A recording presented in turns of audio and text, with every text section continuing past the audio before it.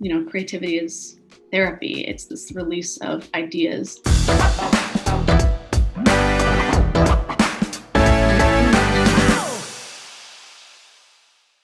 And I just want to say thank you so much for hopping on, just because I just reading your background and your branding on your website, it was top notch. And you have such a interesting and like impressive background. I just love like just to talk to other creative people who also are business minded, and also know how to produce and direct. And even for you, you write. I mean, it's just you do everything, which is awesome. So I'd Thank you. love for you to actually just introduce yourself and kind of your background and how you got into QU and your whole journey. Yeah, well, I'm from LA, and so I grew up in a show business family. Okay. My mom is a writer for television. She's a super veteran at that, and I've always looked up to her. I actually didn't want to get into entertainment as a kid because it just seemed so miserable. It seemed so hard, and it was like, oh, I want to go into environmental law. There's like bigger things for me to do, and through high school, actually, I just was so drawn to it, and I actually asked to write. I don't remember if it was in middle school or something, but I asked to write a spec script for Hannah Montana. I was Oh, like, it's so so, good. I was like, oh, I just want to write like my own episode, and can you help me, mom? And she's like, oh, maybe. And so she was actually doing a project, or was looking at a project with Julia DeVillers and a couple other people who were working with Disney and ABC Family, and they had this book called Princess of Gossip. And she's like, you know what? Why don't you take a look at this and see, what you come up with, because they were trying to adapt it into a TV series and then a movie. So I took this as my opportunity, and I wrote a whole outline, and I outlined the entire series and brought it back to her, and then we actually started developing it with them. Nice. Like I remember going from my high school lunch hour, in my high school uniform, to go pitch to ABC Family and Disney, and all that stuff, and it was a great experience. And so I learned, that it is like a business, and that I had it in my blood, and I couldn't really escape it. So I went to film school. I went to NYU. Hmm. I did not go to Tisch. I went to Gallatin because I still wanted to keep everything open ended. That's the school of individualized study. It's where people can uh, major in the color blue and the concept of evil. And so it was very uh, academic for me, which was great. But I still got to make a lot of student films, Hmm. really explored myself as a filmmaker and as a director, because I wrote a lot, but I never, I love directing because it was so collaborative, and it was just me and a bunch of other people like doing amazing things and being amazing at what they did, and me trying to link it all together and make a final product. So I love that about directing. And so then, so I'm giving you my whole background. I don't know if No, this no, yes, this is the behind the is music. my story, right? I mean, this is the Yeah. the narrative. Um, First and act. yes, that was first act. And then after school, I tried writing, or I wrote a lot of stuff actually for with my sister. Wrote a freelance script for a Nickelodeon animated series called Welcome to the Wayne. And also Wow. during, I also had some internships during college, which was a great experience too. I mean, everyone should try everything, but that's how I've learned the most. I've worked for people and cleaned refrigerators and picked up dry cleaning, and that's probably where you learn the most at how people tick. Um, and then also having, trying to convince people to do things for you for free in short films is probably where you learn a lot too. Um, so yeah, so after school, so I tried the writing stuff with my sister, but I still kind of felt stuck just writing. Like I Mm. knew like there was something else, and so I got, I was just applying to jobs, and I got randomly the post production assistant job at Q Media. It was a startup. This was in 2017. It was to help the editors just to do the pre-editing and really help the post production department in general. I edited all the short films that I did, but I didn't consider myself an editor. I Hmm. didn't really know exactly what I wanted to do. And so going to Q, I was like, wow, this startup, you know, has a lot going on. The people there are amazing. They're my friends and mentors, and everyone there is just so smart. And they gave me, they trusted me enough to let me discover things that I like for myself. They had this opportunity in India. They're I was like, okay, I'm gonna shoot the gap. I'm gonna take my opportunity to learn all there is to do, all there is about Indian YouTube content. I watched maybe 300 hours of that. Wow. Just this girl from Sherman Oaks in Los Angeles, getting to know that. Um, Grew a team, and suddenly now the content executive at the startup Q Media. Um, so it's been an amazing journey for sure. Wow.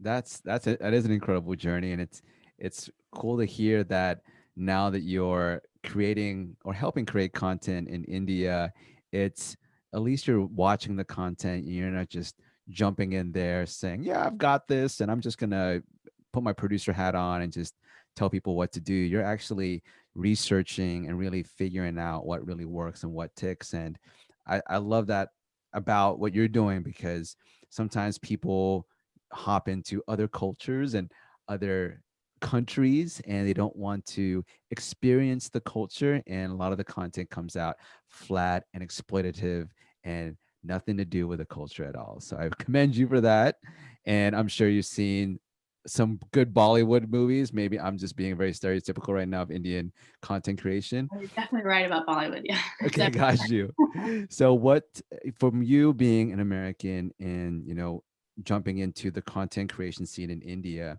what have you found has been inspiring? Seeing a new culture and seeing new creators. What is their style over there that is innovative in your mind and is something that is new that you haven't seen in America? That's a great question, and it's also a good point to point out that I've learned that admitting, or at least trying to understand what I don't know and making that very clear to everyone is super important, and defining the right team members, especially as we're localizing. We're building our offices there. It's important to know, and to step down and say, okay, this is not my place. It's not my decision necessarily to say this is great. Like, you don't want to assume that just because you're running a network or something, you know what's best for that audience. I Mm, mean, sure, there are a lot of data and insights, but not the same as being from there and living there. So yeah, we started localizing and building our incredibly talented team with programming heads there now. But in general, like when I was watching things and learning stuff, you look for, I mean, you naturally try to find similarities, especially with narrative. And I think of storytelling almost as very mathematical. It's formulaic in a way because it's all yes. about human nature, and it's the hero's journey that's so universal. But there are different values and weighted value that comes with different points in storytelling.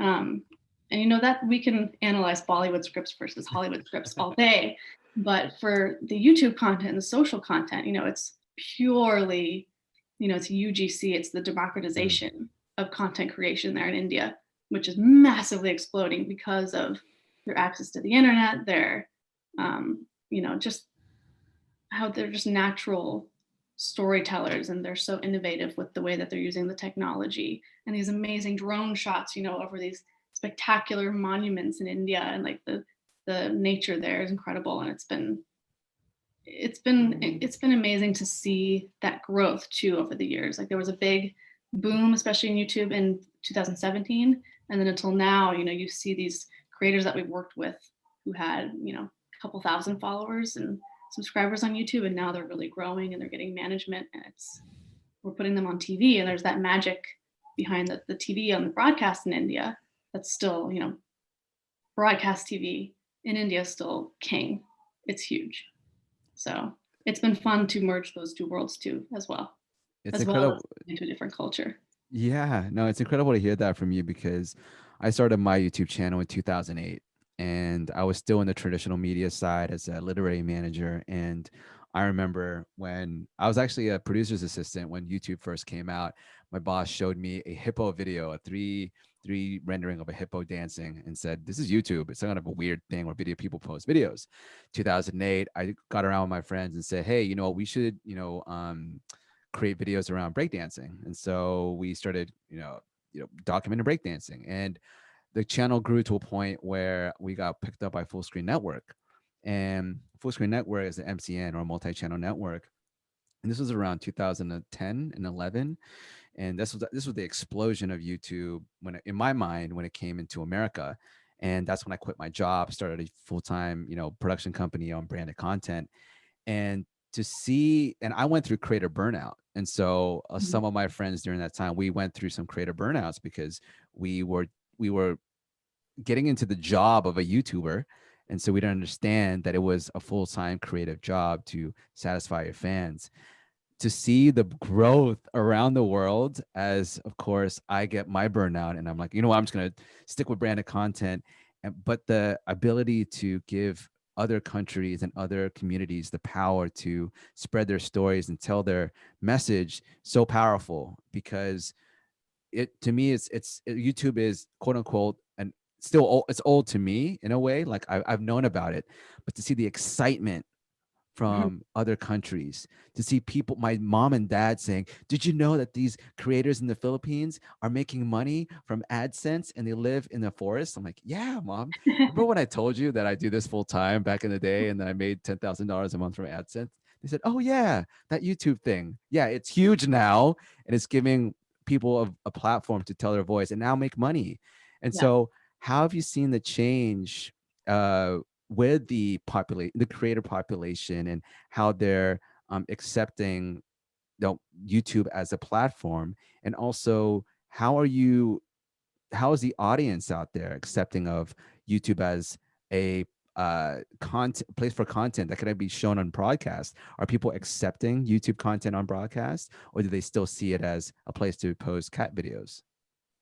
Well, I think it's funny you asked that, this year, because coronavirus, especially in the US, um, with everything being filmed at home, and I know you have a ton of experience with virtual and remote production and all of that. I mean, it's a Yeah. real thing, and they've been broadcasting on primetime television.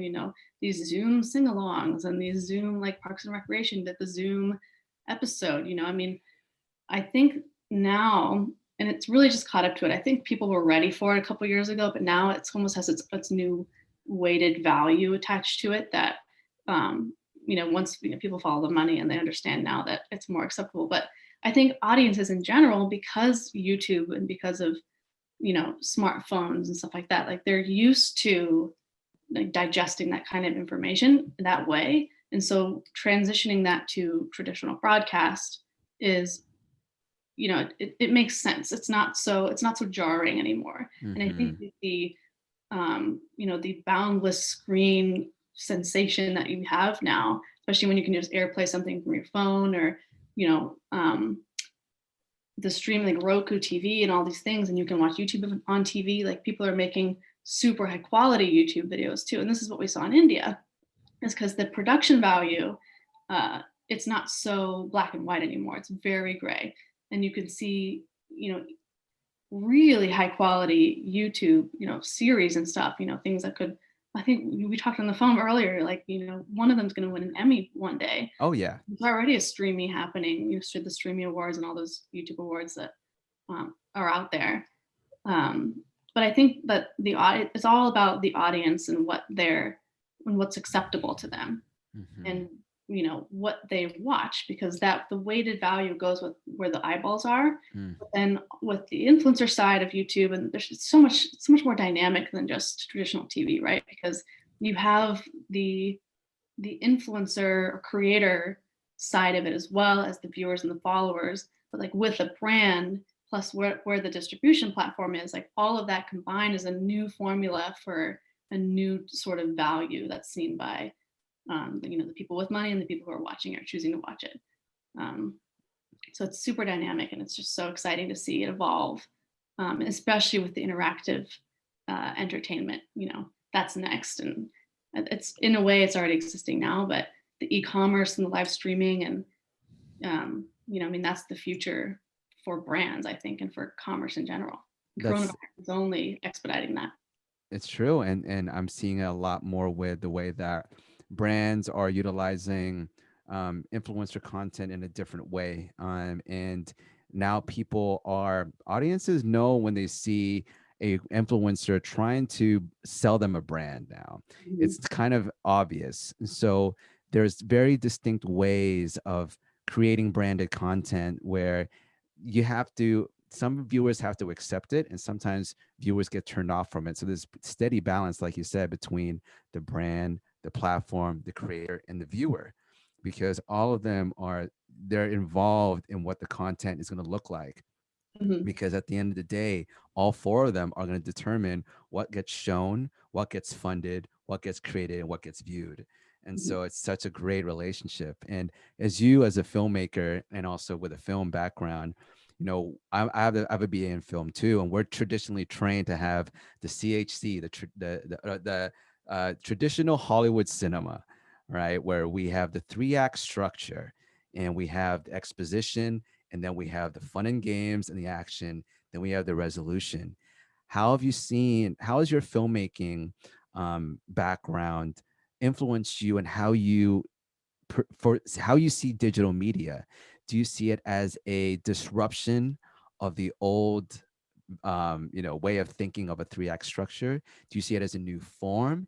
And do you support the idea of something that isn't a 90-minute movie, but a 1-minute clip? You know, it's just very interesting from a filmmaker's point of view to see how TikTok now is telling stories. So what's your view as a filmmaker when it comes to storytelling with digital platforms?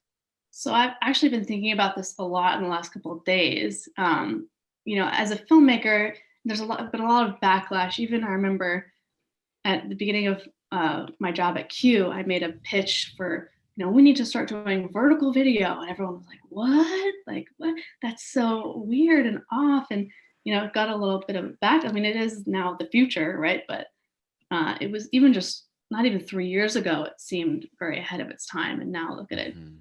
But in general, right, like as a filmmaker, you think of the story, you think of the journey, the act structure, and everything, and that was um, meant for long form content, and that content, no matter what it is, traditional TV, back to plays, I mean, it was to the point of that media, the long form media, was to take up more time in your day, right? Yes. Because you wanted to spend time watching that media.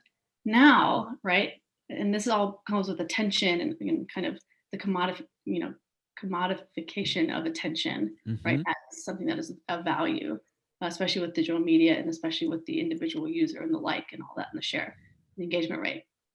So as the medium of content, right? No matter what content that is, it's a 400-page book or a 200 whatever character tweet, Mm. that the change of that medium and the transformation of that medium has completely changed the way that stories are structured. And it's not Yeah. necessarily what is said, it's how it's received. And it's, as a content marketer and as a storyteller, it's way more important now to understand, as a brand, what is your messaging, all of that, and what do you stand for, but then also where the consumer is in their consumer journey, Mm. similar to their own hero's journey, right? Everyone is the hero of their own story. Oh, So where love are it. they in their own journey when they come to that content touch point, right? When they're consuming it. So if they're watching a 15-second TikTok, you have to be aware of when are people watching TikTok and why, and what are they expecting. Then you have to be aware of, as your own brand, either as a personal brand or as a, Adidas, if they're on, why people are on TikTok and what are they expecting from you, not only the medium. And so our attention has been with long form. Now I'm going really deep, so you gotta No, turn no, it this is off. like I'm nerding out with you right now. Let's go deep because Yeah, we yeah, can yeah. go on and on about this. I love it. So attention, right? So with the long form medium, they were literally banking on your undivided attention. Hmm. Very much like, okay, you are paying this money to have undivided attention on this one thing. Now, and it's kind of how people and consumers are products of their own environments, and products of their own medium of consumption. Now that there's the 15-second TikTok, the 5-minute YouTube video, it's almost as if the content strategy and the storytelling is banking on divided attention. Hmm. So if you're on TikTok, you could also be watching your favorite show on ABC. You could also be, listening to something of it. I mean, there's just this barrage of media and content that's at you all the time, and it's all fighting for the attention, because the consumer's attention is so valuable, and Hmm. it's what drives content and entertainment as a business now. It always has, but even more so, and it has different weighted value now, um, with who's paying attention, not just only how many people are watching. So, um, yeah, what was the question? Yeah, no, no. I think to me, this whole conversation is so important now because I'm actually going through a lot of marketing education. I always learn more about marketing and content marketing. And what's interesting now is retargeting ads. And so you have the opportunity now to retarget your content during somebody's buyer's journey. So if they visited a certain page you have that had something to do about traveling to Italy, but you clicked away from that page, that person can buy an ad. You just got pixeled. What that means is now you're getting tracked, and now they can track you to your Gmail, send you a piece of content that's going to lure you back into what traveling to Italy could be like.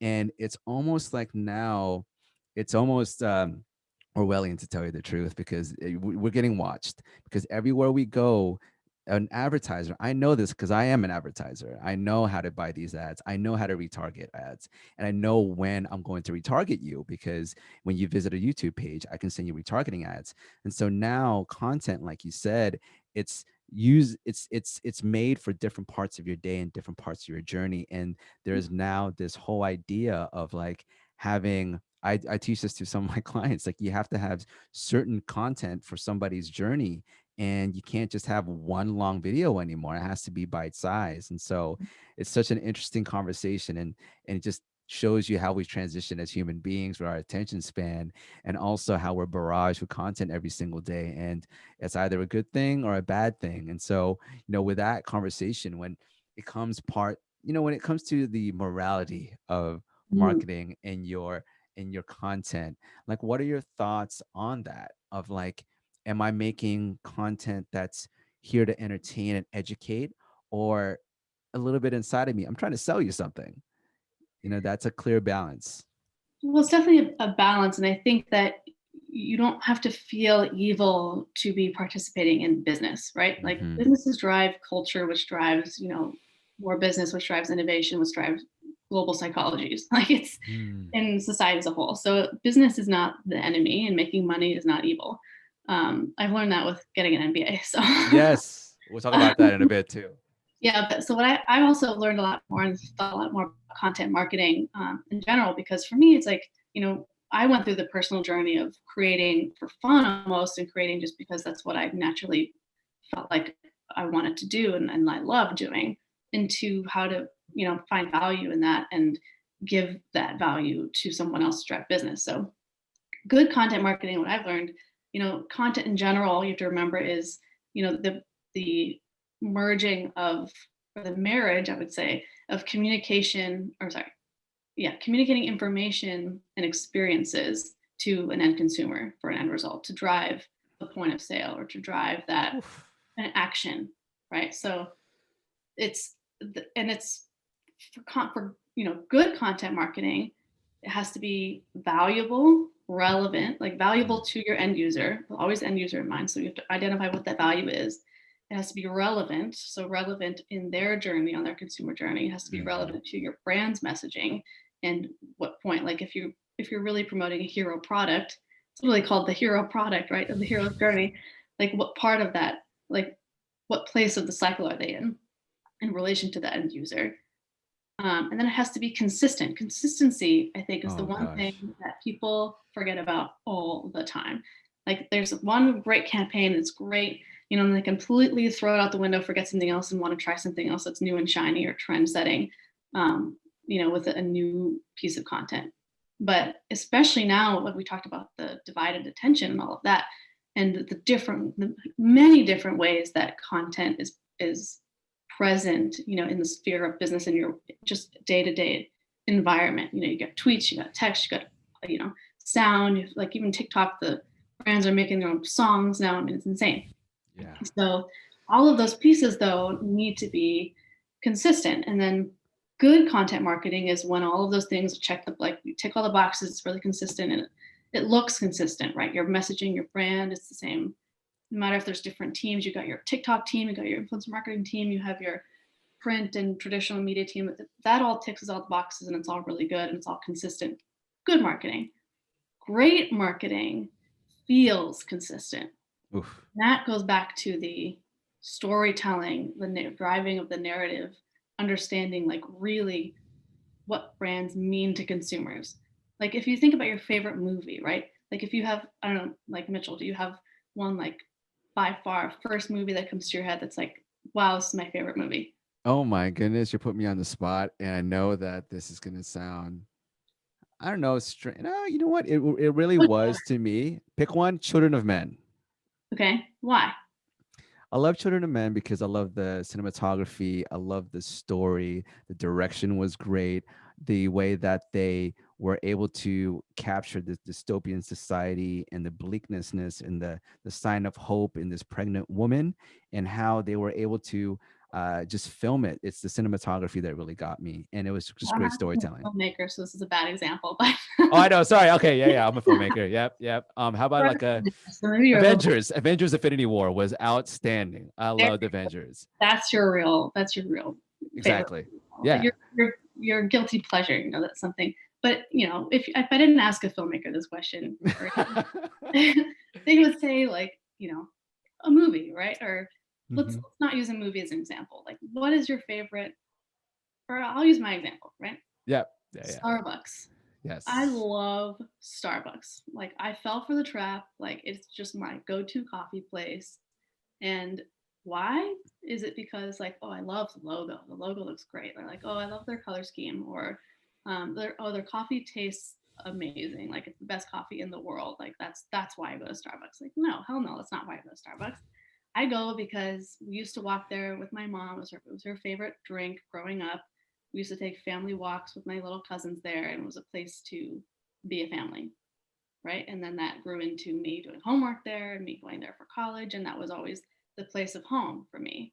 And so that is the one thing too that, I mean, not just that person example, but that feeling of consistency, either feeling of consistency or a feeling that is consistent. Hmm. Because those are two very different things, right? That's what brands sometimes don't dig deep enough to find. Because if unless you understand what feeling you're consistently giving your consumer, and it could be, you know, it could be two very different things of what you think you're saying Hmm. and making them feel versus what they actually feel. And this is why, you know, data insights, and this is in general why digital media, um, there's so much more like emotional information available.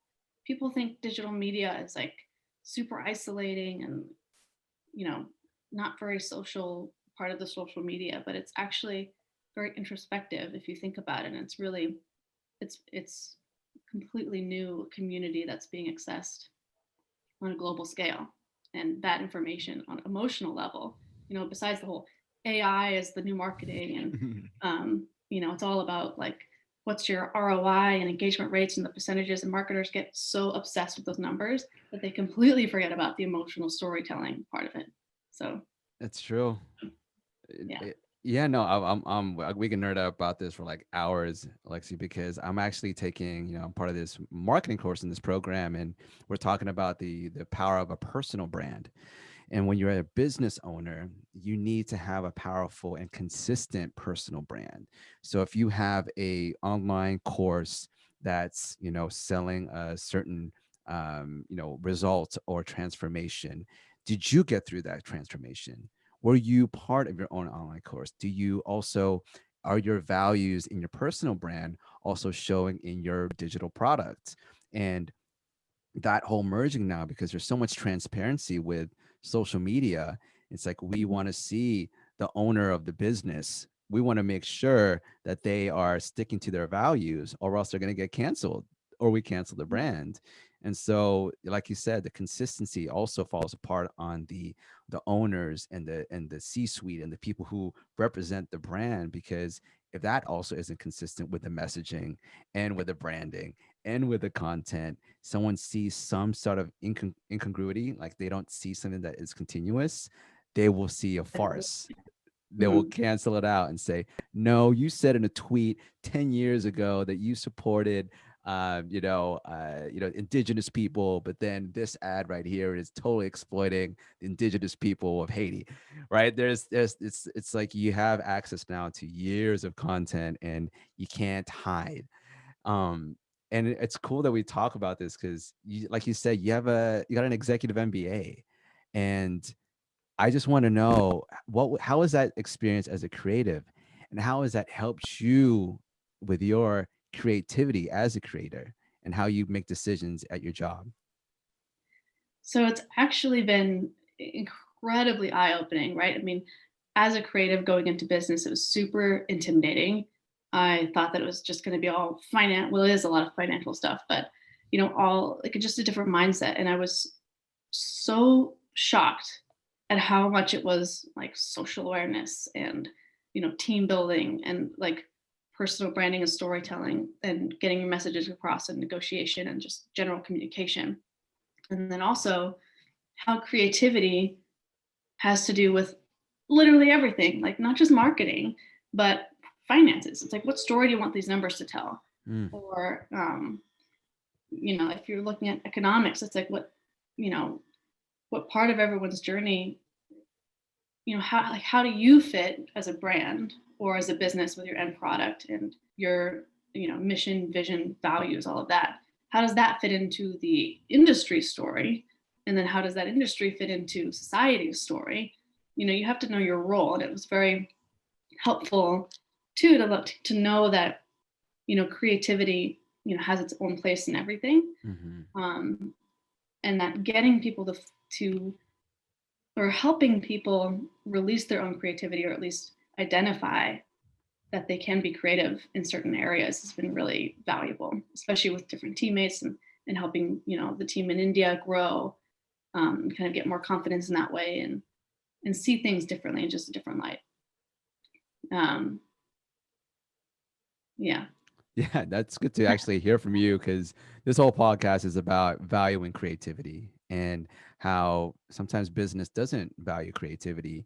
And that's why the job as a creative, or even someone who's trying to pitch a brand about a creative idea, it's sometimes looked down upon as this fluffy piece of content that has no influence on our ROI. But nowadays, like you said, content is needed, and the creative placement of that content and the creativity of the content itself has to be attractive enough to grab a viewer's attention, and then at the same time taking those data points to be used for sales and future marketing and advertisement. So creativity is it's so needed and so value and so like crucial for a business.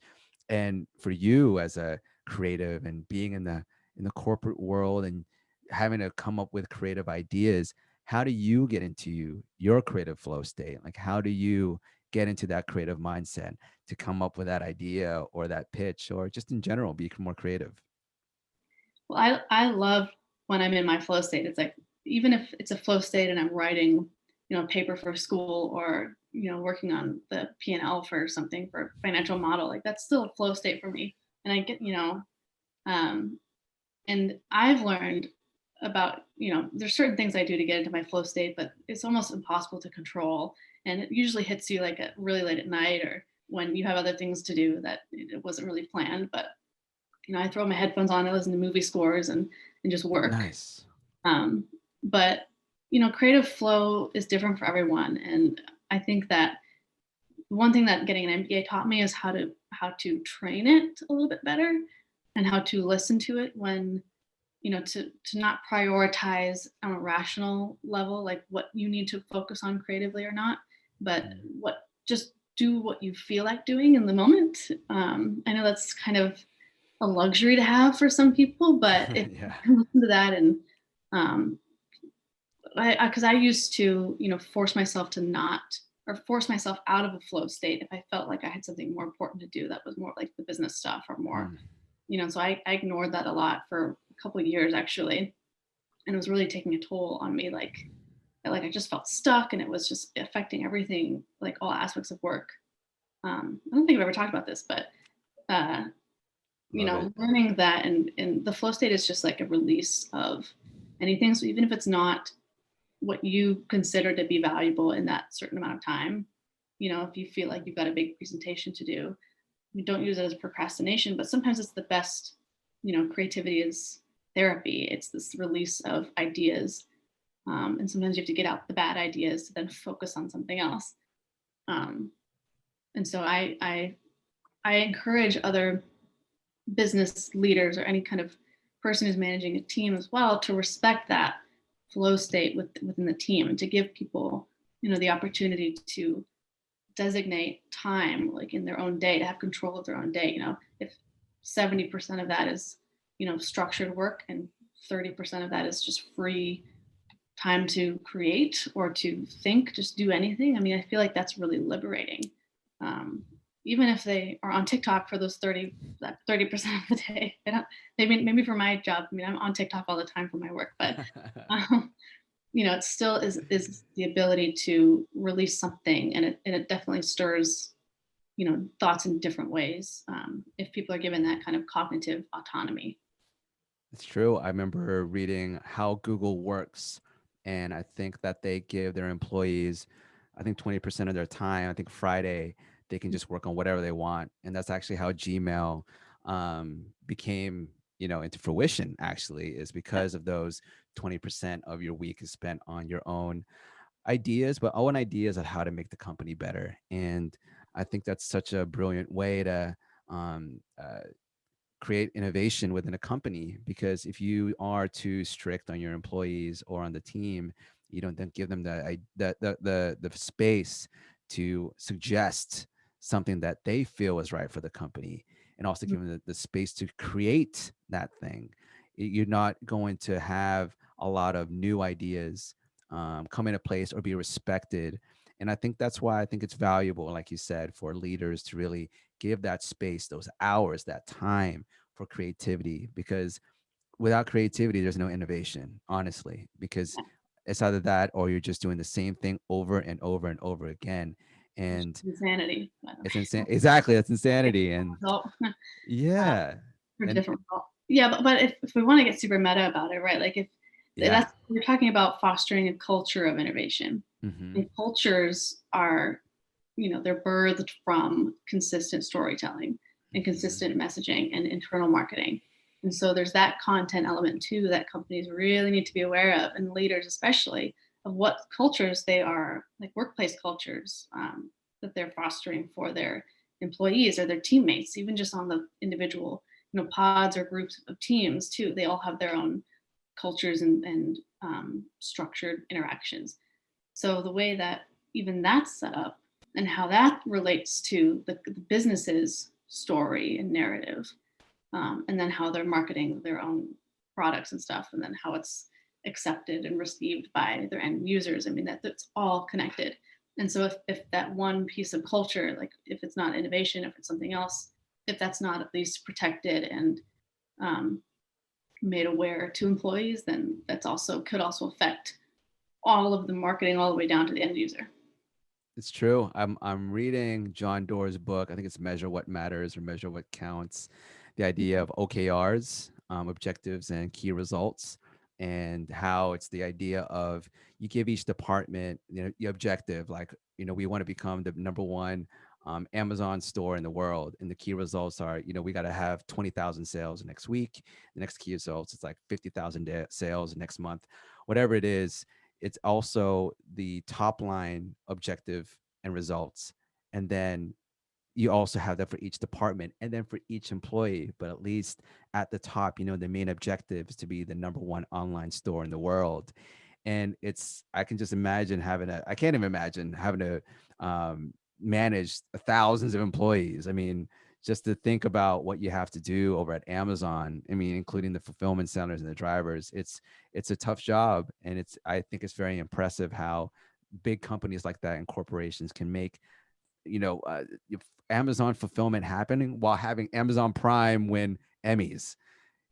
That to me is such a new frontier, are these companies and brands and corporations who are making content, Mhm. and it's so crazy to see, Apple's making content, and there's going to be Facebook and also other companies that are going to make their own content, because you can open up your own YouTube channel. You can go and create an app for OTT. You can have the Home Depot channel on your Apple TV if you There are want. And hundreds then of OTT services and channels and all that are existing, and even in India, they're popping up everywhere, mhm, with independent ones, and it's just that brings it back to the creation versus curation, and that the hybrid of that as well, especially with OTTs. I mean, they're just libraries of content.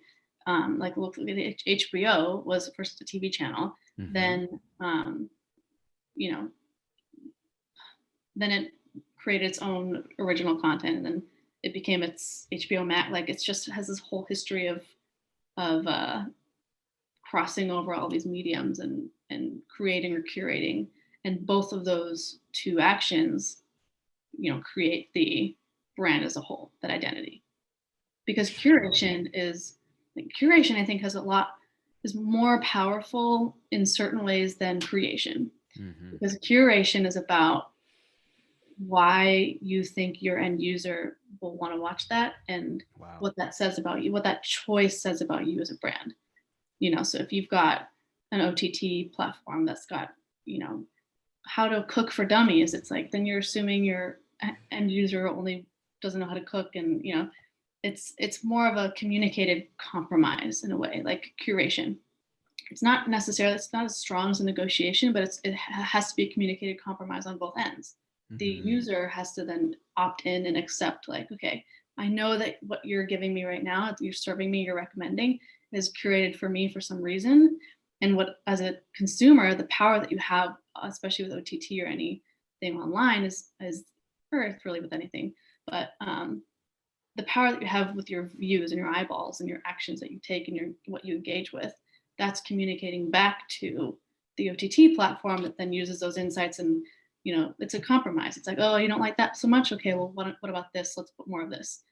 um, but as a curator, you also have to keep in mind of what you're saying as a brand, and to make sure that every choice you make is both good for your end user to keep coming back, and then also to evolve your brand and your brand's point of view over time.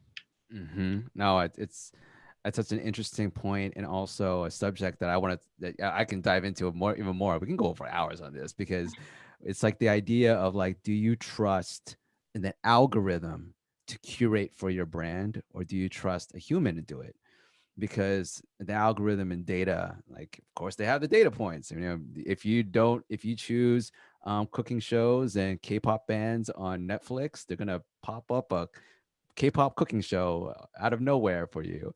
At the same Yeah. time, there's the taste of an individual who sits there and it's like, this is what our brand is about. I don't care what the numbers say. This is our voice. This is our mission. So, what do you feel is the future of curation and data in general?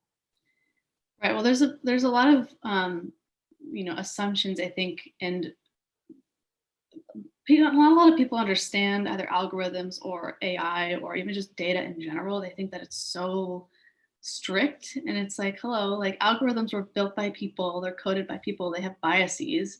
It's like your algorithm does what you want it to say. The data that you get is then digested by people with brains who figure out what to do with it. We're not at Skynet yet. Cool your jets, people. I think that as leaders, you have to, especially like if you're using AI as a company, there has to be a way that you also market that as human, and like human nature, human touch, Hmm. human intent behind it, because then what you don't want your user to feel is the detachment from that communicated compromise, because um, then they feel like it's impersonal, or they feel like, what do you know about me? There's then it loses that trust. You said the word trust, it's really important. um, but if the people behind it, and especially that's just how you market it, right? Like Netflix does a good job of this too, because it's not necessarily like a personal algorithm, although it is with all the recommendations and stuff, but it's it still feels very curated. It has the 1 through 10 of, top whatever things that everyone else is watching too. So even though that's data, and even though it's also taking your personal data and your habitual viewing preferences into consideration, it's still, you're part of this community of other viewers that you like, especially, okay, this is another trend I think that's super important with digital media, and especially with interactive and social media and the recommendation stuff, is that people now, as consumers of like TikTok and everything with the comments, anything with a comment, right? It's like what Yelp made all its money doing.